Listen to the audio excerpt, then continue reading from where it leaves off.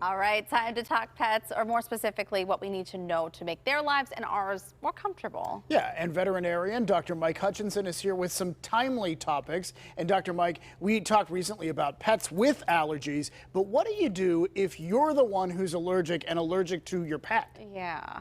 Yeah, that's a great question. A lot of people are allergic to pets. And here's a great solution that a lot of people use and tell me it works fabulous.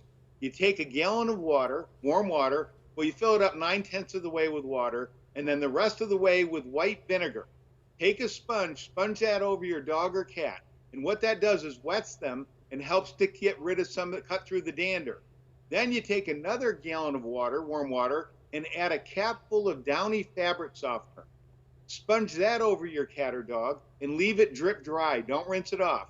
And that cuts that dander, and it will last 2 to 6 weeks in some dogs. And that's what people are allergic to, is the dander. It works really well. And if you want that recipe, I have it on my website under Home Remedies, animalgeneral.net. You know, that's really hard too, because some people can develop allergies like midway in life, right? I mean, you could develop them in your 30s, and maybe you've already had your dog or already had your cat, and then boom, now you're allergic all of a sudden.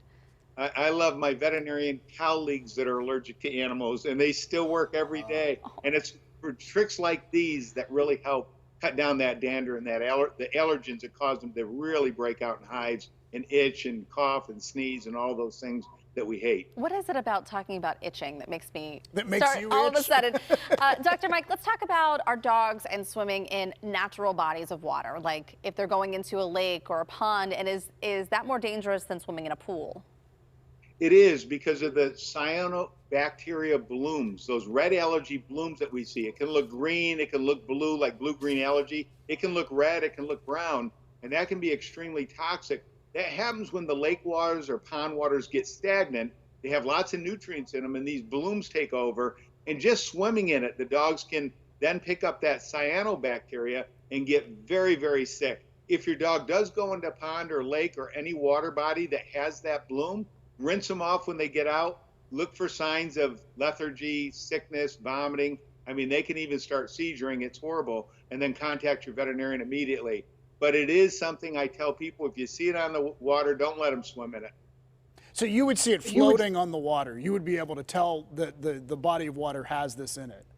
Yeah, the CDC did report that some dogs were getting sick last year in the fall, and the water looked normal. So it can happen in normal water too, but more likely you would see that red, that blue-green allergy or that red rust color in the water. And then you smell that stagnant smell. It doesn't smell good. That's how you know. All right, we want to ask you about the songbirds because there's this new advice that to take your bird feeders in. What's going on? I just spoke to I wrote to the state veterinarian this morning, and she told me they still don't know what's causing it. They check for many, many diseases that would cause them to suddenly die off. And for those who haven't heard about it, the songbirds, blue jays, some cardinals, they're finding them in high numbers dying off, and they're getting crusty eyes and then dying. So what they're recommending is that we take all our bird feeders down, wash them with a 10% bleach solution, and leave them empty for a while so that they're not spreading disease to each other. That's really, really good advice. And I recommend everybody does it. My wife's one of the people that likes to feed birds year round, and we took ours down, washed it, and it's sitting in the house right now. And I advise everybody that loves birds to do the same, because that will help stop the spread of whatever this disease is. They'll find out what it is, but we don't know yet. Yeah. It's really interesting and kind of scary to not know. Yeah. Yeah, it's kind of social distancing for birds, It is. It's tough advice, but please follow it, because it'll really help. You don't know how many birds will go to these feeders, and then if they're sick, they'll spread it to the next bird, and then it helps keeping it, it propagates it. So taking those down is a big help. Washing them up is a big help. All right, Dr. Mike, thank you so much.